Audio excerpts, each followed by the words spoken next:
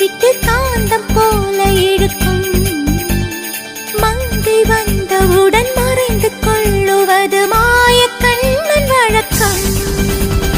காடு இருண்டு விட கண்கள் சிவந்து விட காதல் ராதை அலைந்தாள். அவனை தேடி அவள் தன்னை தொலைத்து விட்டு ஆசை நோயில் விழுந்தாள். உதடு துடிக்கும் பேச்சு இல்லை, உயிரும் இருக்கும் மூச்சு இல்லை. வந்த பாதை